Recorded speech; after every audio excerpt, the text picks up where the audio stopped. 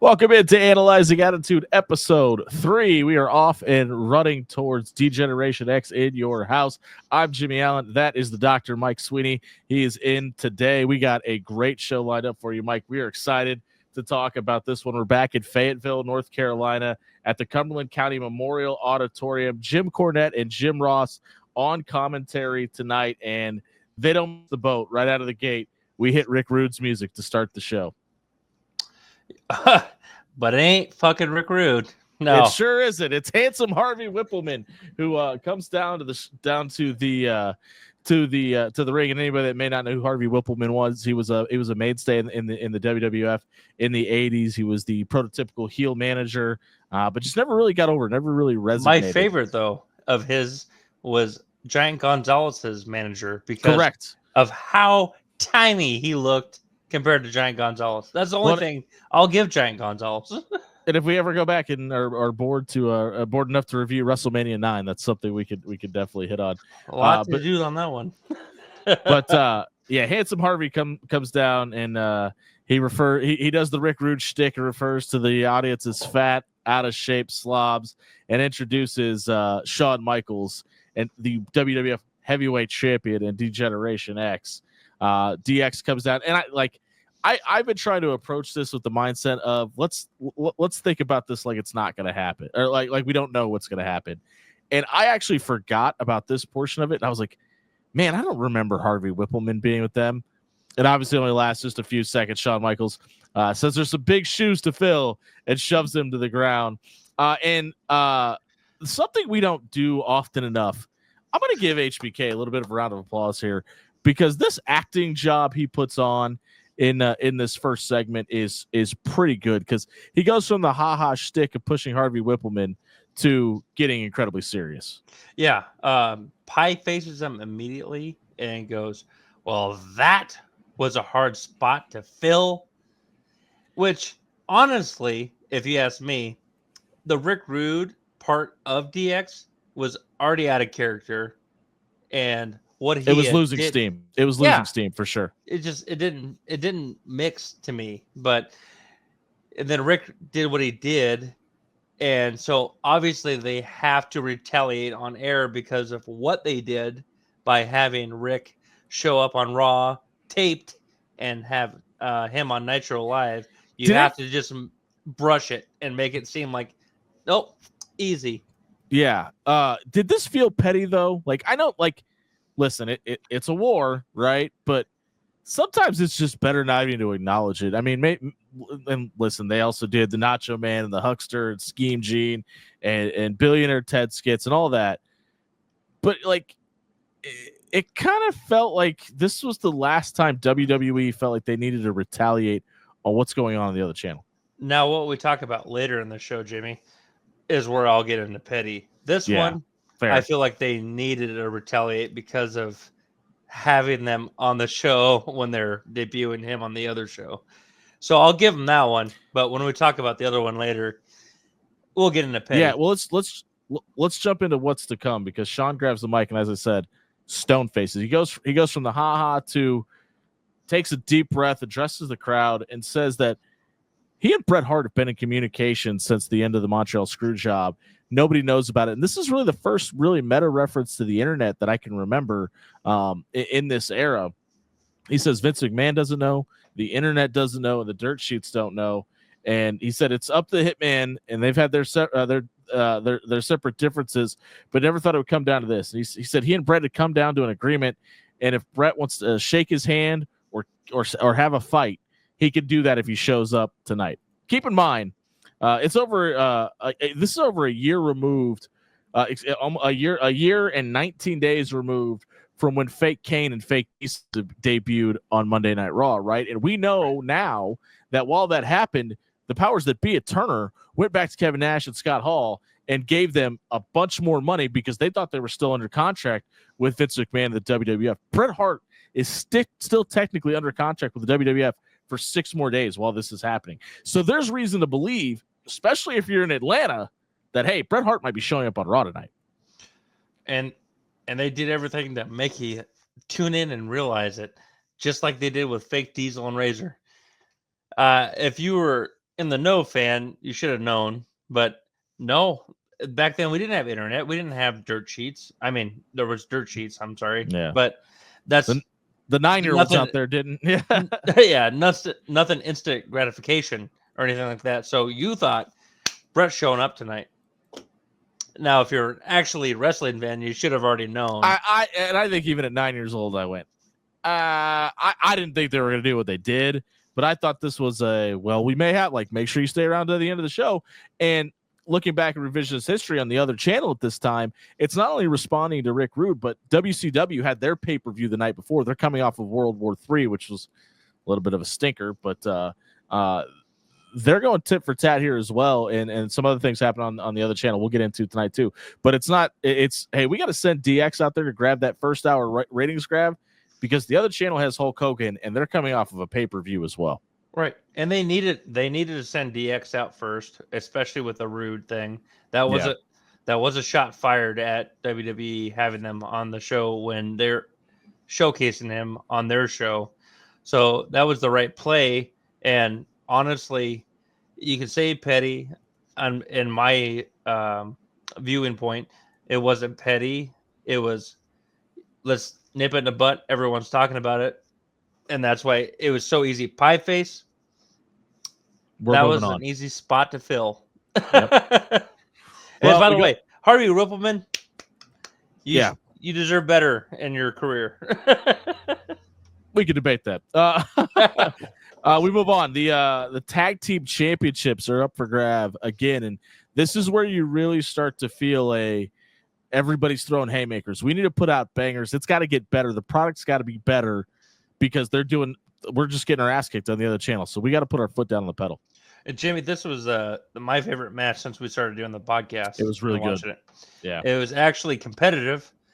The result, there was a result. Yeah, wasn't it a contest or a DQ? We actually had a title change. Hey, yeah, spoiler alert. Hey, but one thing we talked about a couple weeks ago on the opening episode was the miscues, and we there's a couple on this show too, where the WWE production and the truck. And the one thing I took away from watching Nitro in this episode of Raw too is WCW's TV product was a little bit better at this time than what Raw had. It was still really grainy. The arena looked really smoky. But one of the miscues 2 weeks ago leads to what we get here. Remember, the Outlaws didn't have music, and Road Dogg just started talking, and they walked out of the curtain. And this is the debut of, "Oh, you didn't know?" And I love how it morphed, right? And this one, he's just like, "Oh, you didn't know? Your ass better call somebody." That was it. It didn't have the pomp and circumstance with it, and grew to what we eventually know. Still Billy Gunn and Road Dogg. They're not technically the New Age Outlaws yet. Jim Ross last week referred to them as bank robbers. Jesse James, we're laying the brickwork to move on to the New Age Outlaws, right? But obviously we get the walkout that becomes iconic later in their DX run. Oh yeah, it's not just the you don't know, it's the the guitar riff. And we get it all here. And the only thing that, and we'll get into it in this match, is that it's weird is they really weren't presented as even viable contenders. Well, hold on, because yes, but they almost set it up like they were guaranteed to lose this too, because they steal the Road Warriors shoulder pads, and it's like, oh well, they're just gonna get their asses handed to them now, because this is Hawk and Animal. This is the Legion do. And the Road Warriors even said we don't want to wait until the next pay-per-view or until In Your House. This was scheduled for D-Generation or In Your House D-Generation X, but according to Jim Ross, that the LOD showed up and demanded this match, and we're 6 days away from the pay-per-view. Why? They stole their shoulder pads. They're bad guys. I guess the faces got to get their heat back. Those are dope shoulder pads. I would put up a fight over those. You know what I didn't? You know what I didn't realize I missed until I saw this match though. The graphics from the automated graphics from the '90s, where they had the cement slam in. It was world tag team championship match. Right. I forgot how cool those actually looked, and were clearly way before their time. Oh. And they've run away with it now. It's actually, to me, it's not even as cool now as it was then, because I agree. Especially the hardcore title. Remember that? The hardcore title would fall on top of it, and they would smash, and it looked so And honestly, Yeah. like I don't even remember what it's called, but like when Roman Reigns comes out and there's that like fake graphic of him doing the ooh-ah thing, like I think that looks horrible. Yeah. I Whatever think those they are call them called, AIs or yeah, something. get whatever it is, get rid of it. It looks like crap. But we talked about this 2 weeks ago, and it's happened every single episode now. So I want to keep pointing this out. They go to commercial break in this match as well. It was just a 30-second commercial, but it's the WWF Tag Team Championships are on the line, and they kick it to commercial break after the Road Dogg slides out of the ring. Like it's fine if it's a right spot, but the way they've been doing it in the last couple episodes is like, what's going on? Key moments, like yeah. the main event and a tag team championship match. Give us a lull. Like if you're gonna go to commercial, it's like we're in the middle of an action. we're in the Carolinas as we mentioned for this match, and Jim Cornette again refers to Jim Crockett Promotions and talking about how over the LOD has been in the Carolinas for years, but he makes sure to throw in this week and the rest of the world. And like obviously we know now that the Road Warriors pop is a thing, and we all remember WrestleMania 8 where they came on the bikes and all that. But Jim Cornette's still digging into his Southern roots. It's still talking about the competition on the other channel and past stars being there. And maybe it is a little bit of a Vince McMahonism. Well, listen, make sure we're mentioning we stole their stars too. But this feels like this is just Jim Cornette not really being able to read the room. That's what I think too, because Jim's a wrestling historian. And for sure. And he's worked in these places. And a Southern guy. Yeah. Yeah. And so he's going to talk about, and maybe that's why they started switching them. And so another thing I want to talk about with you, Jimmie, is that when the second hour hit, it turned into the war zone. Yeah. And they switched announcers, and they went, instead of Jim Cornette and JR, they went JR and Jerry the King. Yeah. And Jerry the King also appears in one of their. I for the first time in 3 weeks, I'm excited to talk about the light heavyweight tournament that's going on. I'll tell you why. That's a tease, folks. But back to the Carolinas for a second. So we there's this interesting moment in the match that has a very early 80s feel to it. Road Dogg hits Hawk with the title belt at one point in this match, and as he turns around, one of the fans at ringside go to grab it from him. Road Dogg spits in the guy's face. And that felt like really like this is clearly not supposed to happen. And that really felt like early 80s. You hear about fans coming over the railing. Jim Cornette talked about how fans would throw stuff at him and hit him and pull his jacket and all this. And it kind of really had that, oh, this is Greensboro feel to it. Right. Oh, I mean, back then it was the Wild West. Like you look at the Hogan turning heel, that ring was littered with trash. And like you look at it now, somebody threw a beer bottle at John Cena. That guy got ejected. Yeah. And this guy legitimately tried grabbing the WWF Tag Team Championships. But yeah, that's ringside the rest of the show, by the way. They didn't make him leave. That's different. I do think Road Dogg just acted as Road Dogg. It wasn't being a heel, which fuck that guy. Don't touch us. And he deserved to be spit in the face. I agree. Yeah. But a ref bump happens, and it allows the chair shot to come in. The Outlaws pick up the win here on a roll-up after the chair shot on a failed Doomsday device. And they run off to a car, and we're still being a little petty here because this is literally the description of how Shawn Michaels left the arena the night of the Montreal Screwjob. But as they're pulling out, a white limousine pulls in, and Jim Ross lets everybody know everybody in the building is accounted for. If this is somebody, it's got to be Bret Hart. But as you pointed out, brand new tag team champions for the first time, and a very at the time I think would have been a strange bedfellows tag team that were just thrown together because they didn't have anything else. But we're about to see a dynasty. Yeah. Oh, sorry. Go ahead. Hindsight's 2020, man. You look at that on a card, especially a random Raw, non-advertised, really. Yeah. The New Age Outlaws versus the Road Warriors. That is a dream match. But at the time, why are we giving these guys even a tag title match, let alone putting them on them? Most people would have said, it's a squash match. 30 minutes he goes over Doomsday device. We'll see you in Cancun, right? Yeah. And I was going to ask you, Jimmie, would you take that move? Yeah, I think I would. I don't think there's I can't backflip. I don't think you'd have much of a choice. I mean, Hawk was heavy enough, and I think that was kind of the point, though. But there's that legendary story of Vince McMahon going out to the bar with the boys and taking all the tag team finishers. He refused to take the Doomsday device, but the Hart Foundation rang his bell and gave him a concussion. The Gentleman's Club, right? The first time Bret Hart hit Vince McMahon. Hearing that.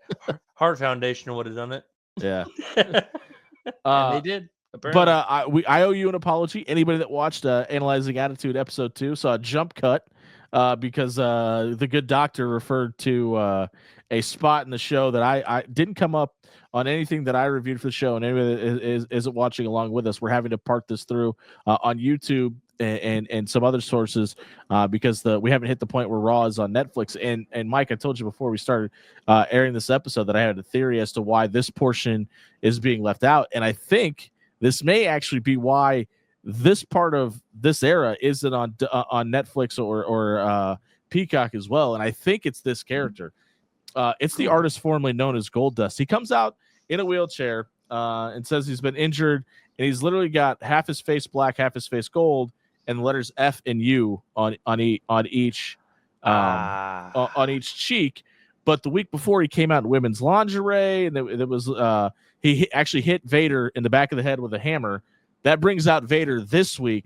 But Goldust nurse that pushed him out to the ring attacks Vader and starts throwing rubbing alcohol in his eyes. She rips off the mask, rips off the scrubs, and it's Luna Vachon. And my instant reaction was, okay, oh well. We hadn't seen Luna Vachon. This is why it's important. We hadn't seen Luna Vachon since Slamboree in September, where she took on Medusa in WCW. So this is another flip from the other channel. Obviously, not anybody's probably going to turn a whole lot of heads. Again, my knee-jerk reaction was, well, whoop-de-doo. But it's another defactor from WCW to the WWF. Yeah, and actually, I totally forgot about the WCW stint. The last thing I remembered was her with Shawn. Bigelow? Oh, yeah.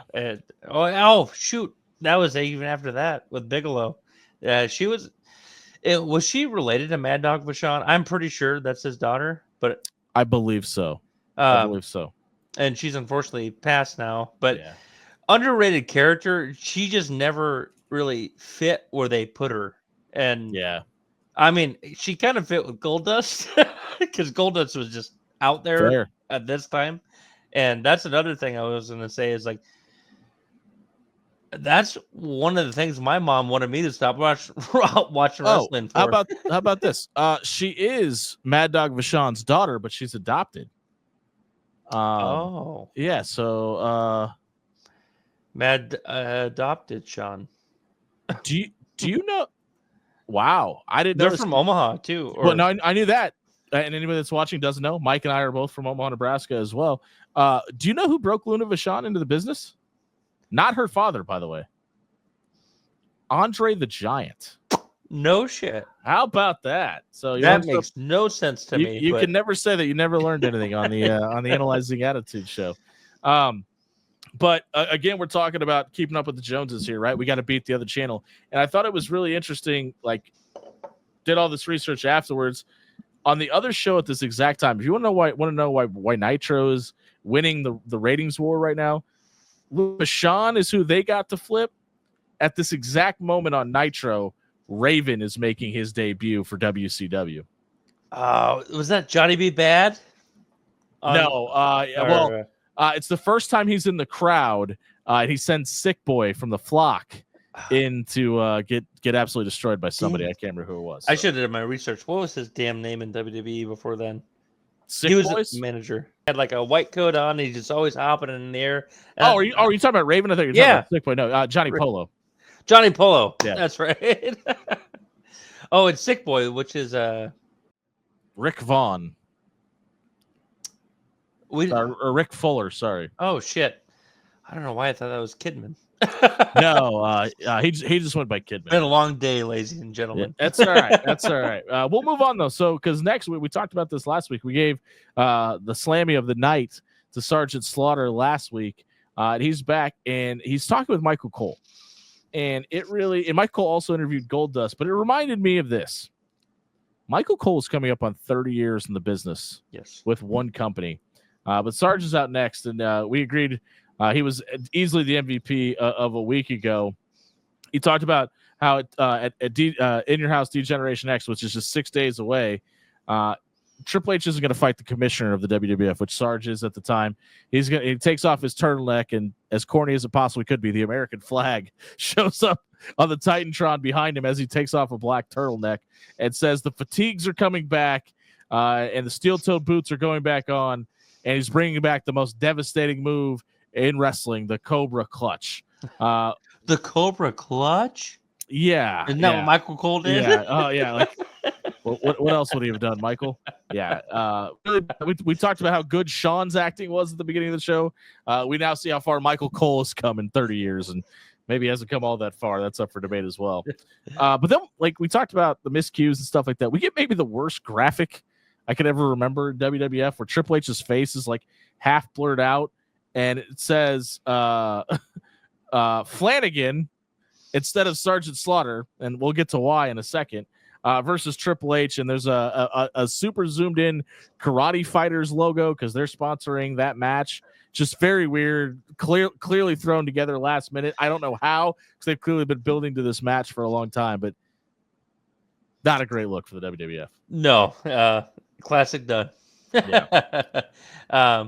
But they're doing their best to try to remind fans of who Slaughter was and what he can bring to the table.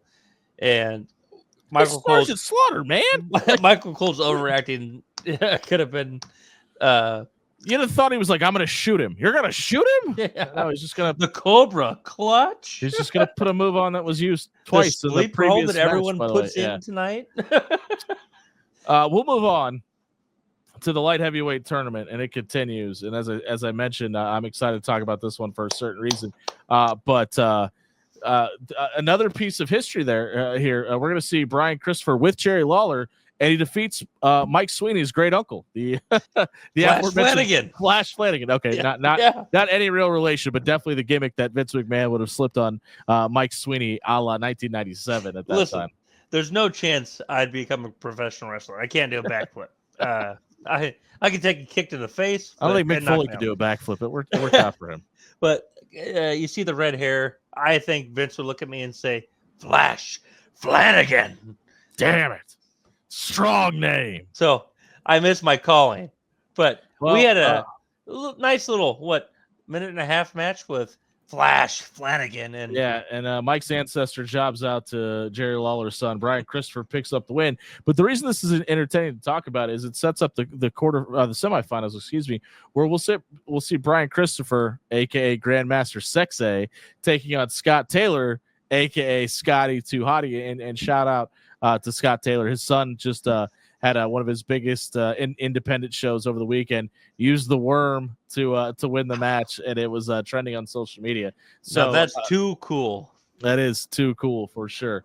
But those two will end up facing each other in the semifinals, and the winner getting Taka Michinoku. Spoiler alert. But off to the top of the second hour is DX coming back out to the arena, and Triple H addresses Sergeant Slaughter and said basically everything he said is the same thing that he wasn't afraid of in the 80s, and it doesn't scare him too much, which I was like, all right, well, we just shit on Sarge right before we even got to the match, so that's great. But Shawn calls out Brett, and Brett's music hits, and for the second week in a row, we've got little people on Monday Night Raw. Monday Night Raw. Bret the Bit Man Hart. Yeah, Eve. Maybe a 4'11" gentleman walks out to the ring. Worst mask too. Yeah, Bret mask. I don't even think that was supposed to be Bret Hart, but they just made it work. He had the emotions. Hey, he kind of nailed it. I mean, if he was cosplaying as Bret Hart, he nailed it. But Shawn knocks him down, puts him in the sharpshooter. Triple H grabs the mic, tells everybody that Bret was coming up a little bit short tonight. Very overdone. But then asks the Bit Man who the best is, the best there is, the best there was, the best there ever will be is, and he says that Shawn's the icon, the main event, yada yada yada. But says call for the bell, which is what Vince McMahon yelled in Montreal for the screw job. And they stamp WCW on his ass and kick him in the ass, and he falls out of the ring.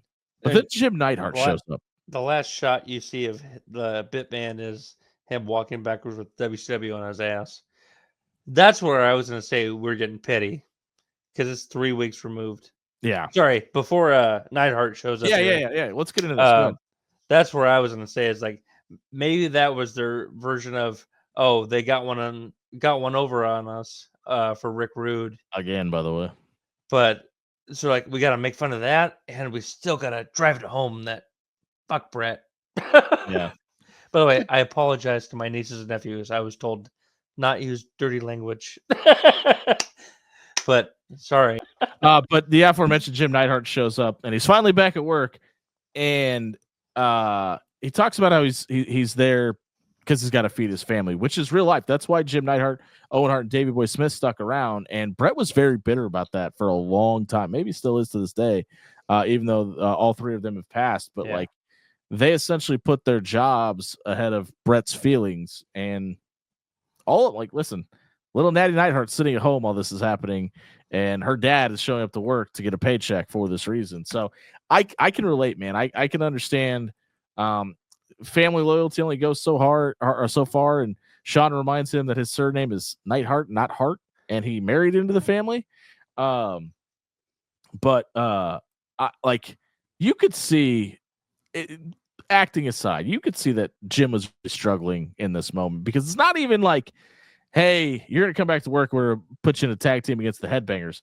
No, we're gonna put you in the mat in multiple segments with the guy that screwed over your brother-in-law.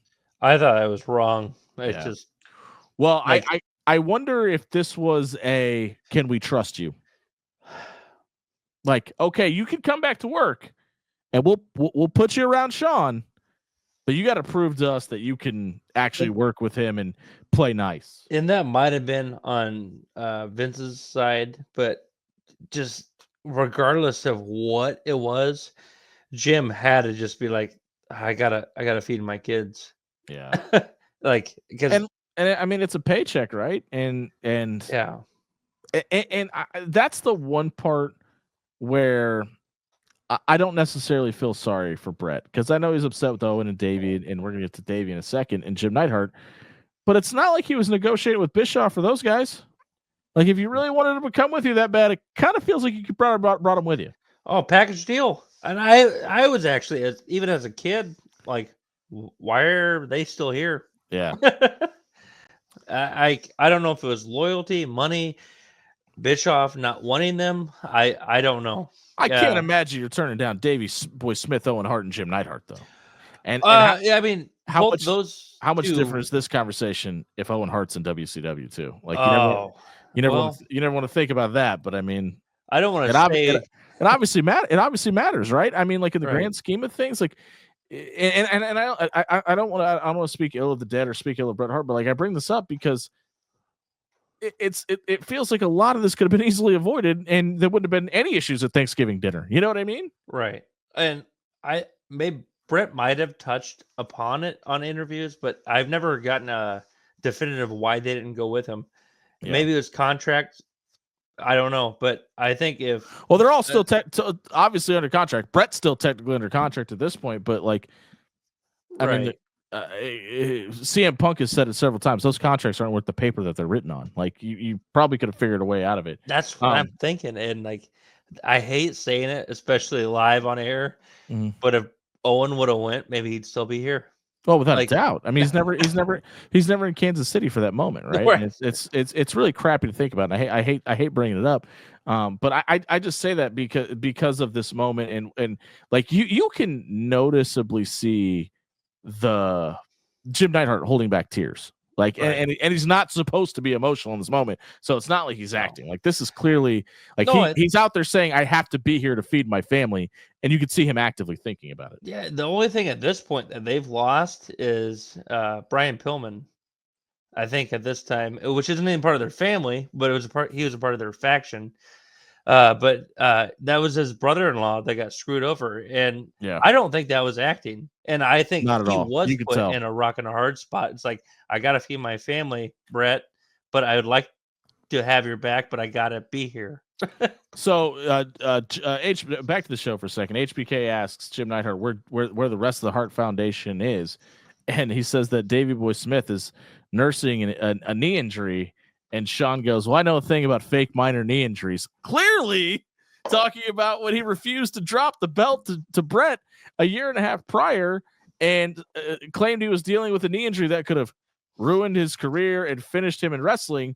And then 2 weeks later, came out and did a backflip, a la Mike Sweeney, off the top rope on his knee, wearing biker shorts. But even as a Shawn fan, I can't defend that.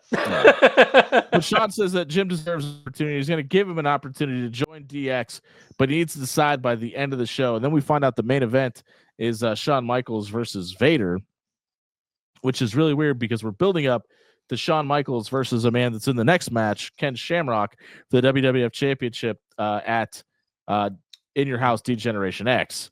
And a callback to our last episode, Mike Sweeney, you asked a very important WWF trivia question. You asked what Savio Vega's partner was last week, or who it was. His name was obviously Miguel Perez. Everybody knew that. So if anybody needs to win your weekly WWF trivia night, there you go. We helped you out a little bit. My name in Spanish.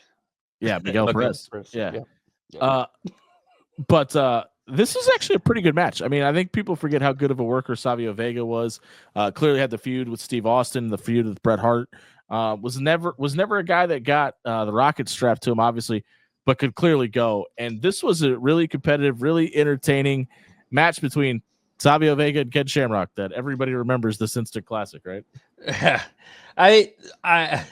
We joke it wasn't an instant classic, but Shamrock got a shit in. Savio is a pro. Yeah, I agree. So Savio should have definitely got something more. He was great in the ring. Well, and went on to go back to Puerto Rico and do great things. Was a producer in TNA for a long time. Had a great career in wrestling, but was never really looked at as that guy. But has had some really great feuds and some really good in-ring stuff. This was and I know we reviewed it, but anybody's joining us for the first time. Like, this is during that weird DOA, Los Boricuas, like Nation of Domination. Hey, if you look a certain way, you got to be with the guys that look like you. And we're going to put everybody in factions type stuff. And it just didn't go anywhere or do anything to move the needle for anybody. No. Well, I think that was Vince. Let me rephrase that. Put over. It didn't do anything for anybody in DOA, Los Boricuas, or whatever the one faction is that I'm missing here that I can't think of. Oh, the Truth Commission. The truth. And that's the truth with some cheese on it. But I think that was Vince's way of let's put him on the card, but why? Race him up. Was it like, hey, we got to try to keep the Savio Vegas and the Kurgans of the world away from WCW, so we got to have something for them to do? Because we talked about this last week. Did WCW squander Bret Hart? WCW, and listen, Savio Vega and Kurgan aren't Bret Hart. I don't want to make that comparison, but I mean, it's not like Vince McMahon batted 1,000 with everybody. You know what I mean? Right.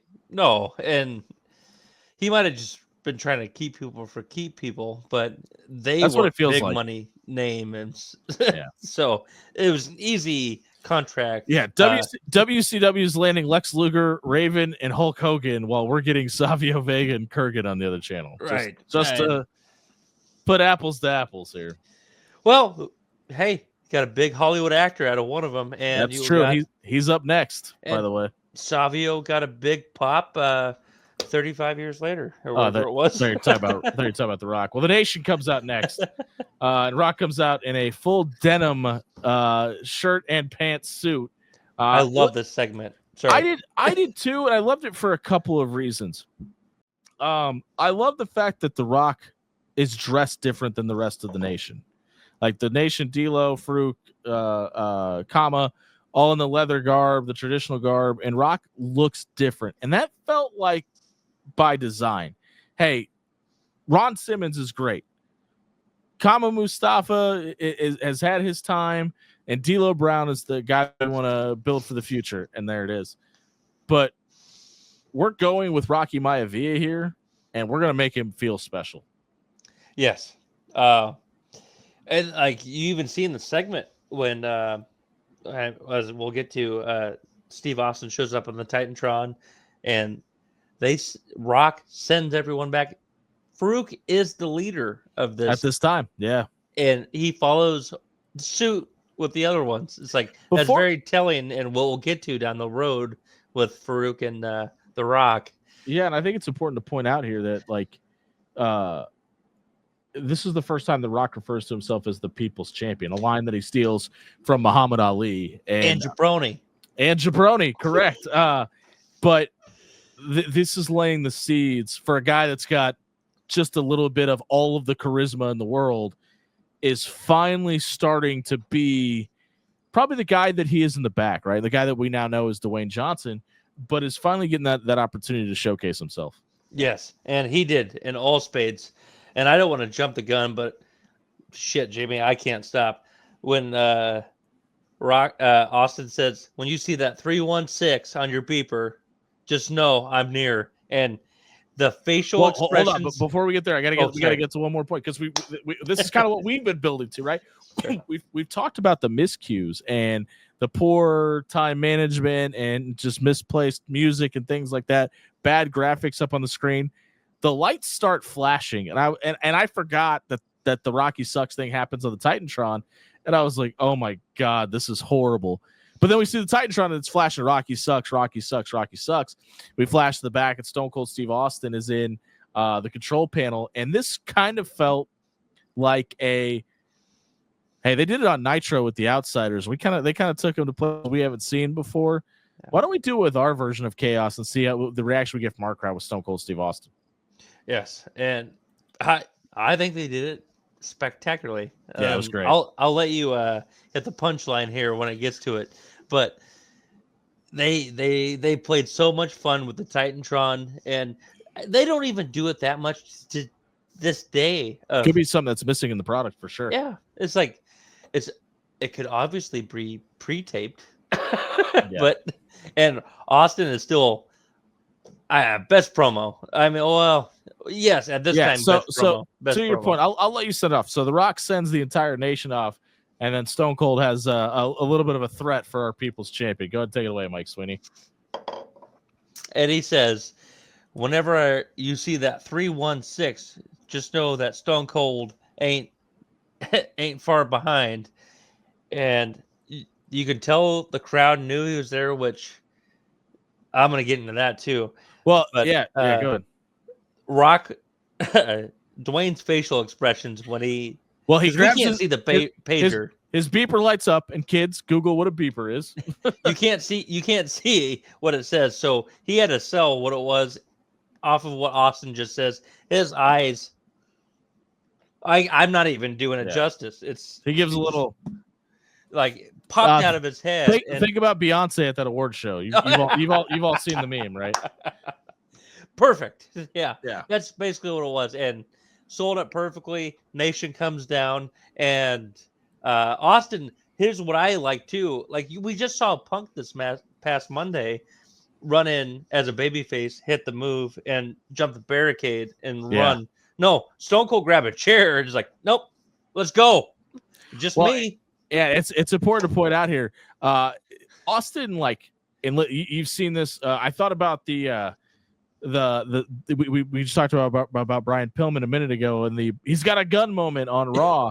But when you go back, and it's funny, Carl Anderson tells the story on the Talking Shop podcast about how Austin just whips this tricycle at one of the extras that he's just beating the shit out of in that episode.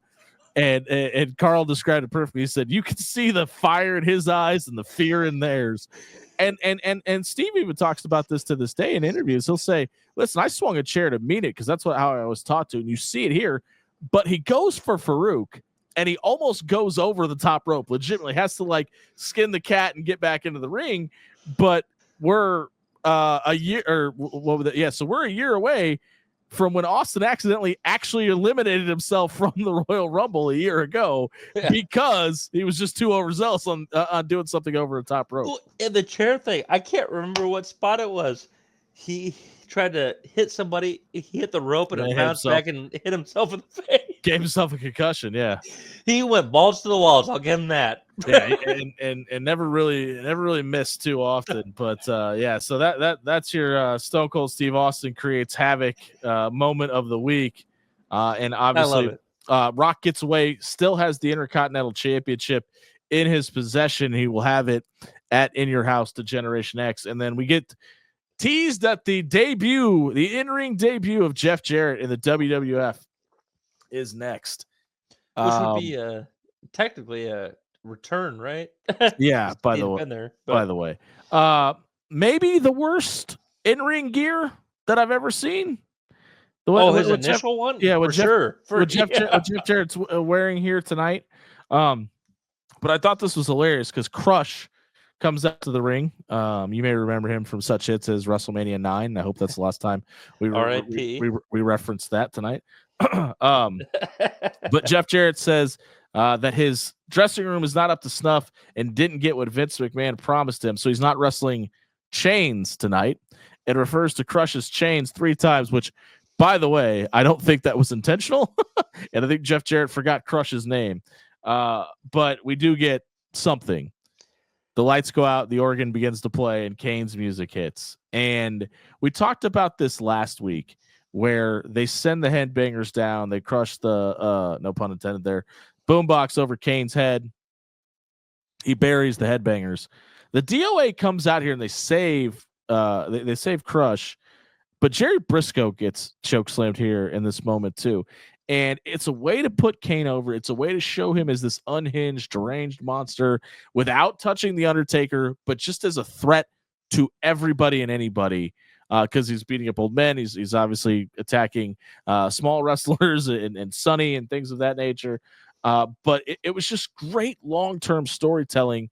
And I thought it was done better this week, where we don't have to jeopardize anybody, because you can argue at this point the headbangers were over more than Crush was. So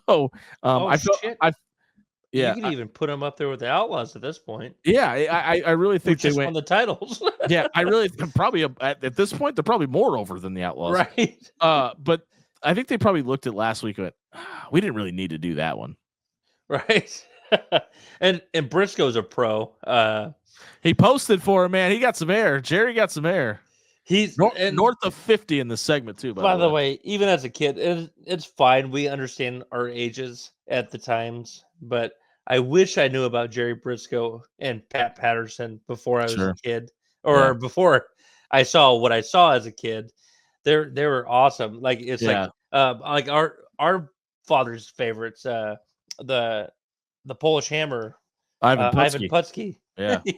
My dad still talks about him. Yep, same. And my dad said it's like your podcast would be more interesting if we talked about that. Yeah, but by the way, we don't have the same dad either. I want to point that out.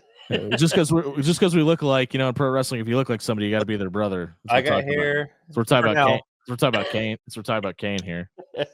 That's right. Oh yeah, that's right. Jimmie's dad did not set my mom on fire in a funeral home or anything like that. So not yet. Not yet. That's right. So coming back full circle, Jerry did a nice bump, and they are not like they are wasting time, but they're not, by making Kane a badass, building to this Undertaker feud at WrestleMania 14. You mentioned this last week, and I meant to point this out. You talked about how much you love the Halloween movies, and I don't remember when I watched my first horror film, but it had to be after this. Like, I was only 9 years old at this point. So this was the scariest thing that I had to reference. You know what I mean? In my eye, like in revisionist history for me, like Michael Myers would have been based on Kane, not the other way around, but clearly not the case in the meta world. But it's just, for a lot of people, this is like The Undertaker scared the shit out of me in the early 90s. Like, you hear them talk about when he did Austin's podcast, Taker was like, or Austin said, I looked at those kids in the front row and their eyes were this big. I was hiding behind my couch. Like I was there was a WWF event in Omaha in 95, 94 during the time where the Undertaker was missing, right? And then he came back and did Undertaker versus Undertaker at SummerSlam, and Paul Bearer was there. And like, was Leslie Nielsen there? He was not. People forget about that happened for some reason. But Paul Bearer was there, and he was like, "My Undertaker's here tonight." I literally did not let go of my father's leg for like the next 20. I was terrified. It was the scariest thing in the world to me. And then now I was a little bit older in this time period, obviously. But like this is really like the first introduction to that genre that I really had, where people are getting lit on fire and like buried alive. I saw a like snippet of something in Halloween when I was like 5, and the music I was like done. Yeah. And then I like not to that degree, but when Kane's like his intro, they did. We talked about getting over. They got that. They got that organ, that piano over. Yes, and they did a masterful job of it. But we're on to the main event. They open with HBK announcing Jim Neidhart has joined Generation X. This actually, and I went back and also rewatched the pay-per-view match where Shawn does the infamous I'm going to dive off the top rope elbow drop, and then Vader's supposed to move, and he does it, and he just kicks Leon White in the head 3 times. I thought this match was better than that. Vader comes out and he has his eyes covered because of the attack from Goldust and Luna Vachon earlier in the night. But the clothesline that Vader delivers about 3 minutes into this match, where he ducks the sweet chin music and just lays one into Shawn. I think this is our meat and potatoes of the night, where Vader just annihilates the WWF champion. I think that was a receipt from '96 SummerSlam. You think? Yeah. I think Leon White may have remembered this. But Neidhart attacks Vader on the outside. Vader sets up Shawn afterwards for a Vader bomb after overcoming Neidhart. China gets up on the apron. Triple H throws coffee in Vader's other eye. So for everybody that's keeping track at home, that's 1. 2 eyes down, so Vader's no eyes left. Shawn tunes up the band. Sweet chin music. 1, 2, 3. DX celebrates with Jim Neidhart. China lingering in the background gets the nod from Triple H and a low blow to the anvil. They jump Jim Neidhart. Shawn grabs the mic and says, DX rules the wrestling world. Kind of feels like a nod over to the boys on the other channel, saying it's actually the Clique that runs the wrestling world. This is more the pettiness I was talking about. Sure. Because one, you could have drugged this Neidhart film out or scene out for. Felt really wasted on one show. Yeah. Like, the same as saying, look at that. Look what they were going to drag out, like the Neidhart thing for one show, and ended up being almost a year. Does this make Jim Neidhart the very first honorary use? Honorary X. Yeah, statement I never would say out loud. Which, by the way, does not fit DX. He fits it way worse than Rick Rude. Well, I want to touch on that for a second, though, because the one thing that, again, I was trying to look at this without remembering what happened. This is obviously a pretty memorable moment, but I love the way that Jim dressed like it wasn't the typical Anvil guard. He wasn't wearing the leather jacket or the sunglasses. He came out with a different look, and I went, "Oh, they really tried giving you the impression that Jim Neidhart was going to join DX." Right. Which I listen, and I give an applause to that, because as we talked about, there's some miscues and stuff going on. Things aren't exactly greatly managed at this time, and they did a really good job of trying to pull the wool over your eyes. And maybe this is a Shawn Michaels thing and not necessarily a Vince McMahon thing, but I was really kind of impressed with the way they handled. Right. Let's make him look different, so we give the illusion that it is different. Oh, I mean, and that, and like even for at the time, the fans that are smart, were like, holy crap, he's actually joining DX.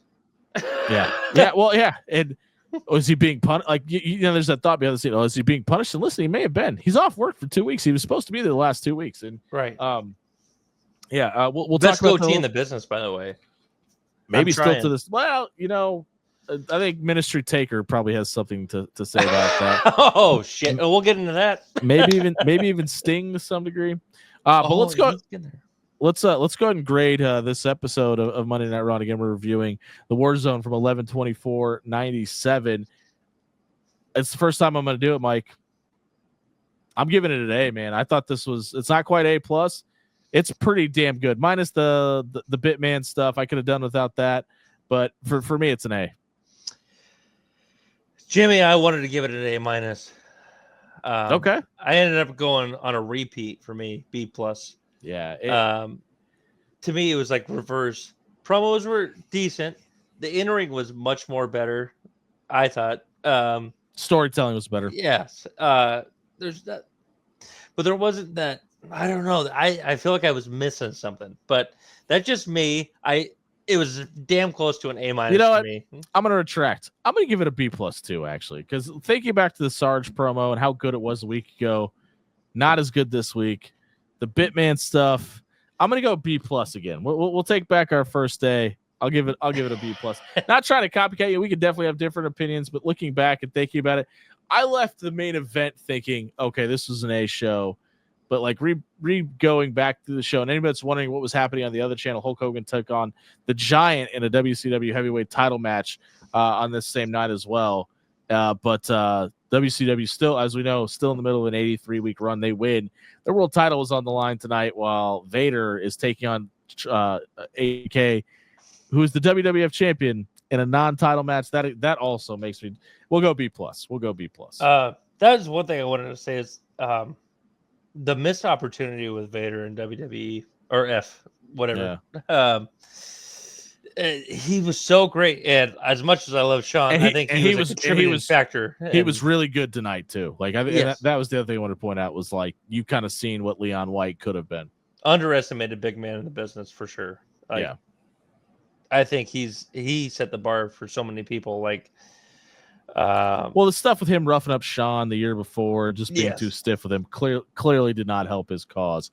Because if you should be taking advice from anybody at this time in their life, it was definitely Shawn Michaels, who was all pilled up and drunk all the time. Yeah. But you know what? That's neither here nor there. Oh, that's another thing I was going to ask Jimmie. Pilled up and drunk Shawn Michaels. How do you think he would have fit if he didn't break his back? You can argue, like we talked about the revision stuff with Owen earlier. Like you could argue, might be the best thing that ever happened to him. I think so. I think it saved his life. It forced him to slow down. He's sitting at home for a Nitro where he sees his wife and makes that connection. Like we may not be talking about Shawn Michaels in the same light if he doesn't have a reason. I mean, think like we're gonna jump way ahead here. Spoiler alert for everybody that doesn't know what happens at WrestleMania 14. But like think about the moment after all that happens and he goes in and kicks the door into the press conference and all that. Like he was still clearly running real hard and burn the candle at both ends. And now you're introducing more painkillers, prescribed painkillers to the equation at the time too. Yeah, absolutely. He was running ragged, and I think he met the time off. Seeing who he saw was perfect timing. The person who he met was perfect timing. What she got him into was perfect timing. Yeah, and then we ended up getting finding his faith for sure. In my book, the best Shawn was the 2002 to 2010. You know what? I wholeheartedly agree with you. But when you look at the body of work he's putting in at this time, and somehow he gets better after 4 years off, we talk about it all the time, man. Like with pro athletes, like nobody leaves the NFL for 4 years and comes back and wins the Super Bowl. You know what I mean? Like he came back in that match at SummerSlam against Triple H in the street fight and looked like he never left. No, it's incredible. It's I don't know. I feel comfortable saying this. Yeah, I was about to say. I feel comfortable saying this. I don't think anybody else could have done it. Oh, look how bad the Undertaker was when he would take so much extended time off. Yeah, clearly one of the best to ever do it. It's Shawn's just such an anomaly, and I just hope he never gets back into the ring again. I think they all learned their lesson across the pond. Right. And spoiler, we're not going to talk about Shawn too much longer after. March of '98. Well, hold on, because he comes back. I mean, he comes back as the commissioner, and But it's good for good reasons. Because like what I was like me and Jimmie were just talking about, I don't think he would have lived if he didn't break his back. I think he would have been one of those memorial episodes if he didn't. But that's just an observation and opinion. Well, yeah, and like I didn't think we were gonna get this dark on this episode. This episode of analyzing attitude. Sorry. But like there's an episode of a podcast where Scott Hall talks about the fact that him and Shawn Michaels are laying in a hotel room pilled up, and Shawn goes, "I wish I would have died after WrestleMania 10. I'd have been looked at as the greatest wrestler of all time." And like think about everything that happens in his life after that. And just, I mean, I guess quick PSA for anybody out there struggling with mental health. I mean, things always get better. You can do something for yourself. Look at Shawn. Look at many others. Others. We do have one more episode of Analyzing Attitude on a Monday Night Raw episode before we do get to the pay-per-view. So the next episode we will review is the War Zone on on December 1st, leading up to the In Your House to Generation X on December 7th. We have a special guest that is going to be joining us to break down our first pay-per-view. Please keep an eye out on all of our social medias to find out who that is going to be. Really excited to get an insider's opinion on what was going on at this time, and a guy that's an absolute wrestling historian. So please join us each week, but you're gonna want to join us when we review In Your House to Generation X. I've been Jimmie Allen. That's Michael Sweeney. Again, both B pluses this week. I'll try to give you a real score next week and stick to my word. This has been Analyzing Attitude. Go over to YouTube, give us a subscription, and oh hell yeah! Oh hell yeah! In the comments, and follow us on socials. Thanks for listening. We'll see you next week.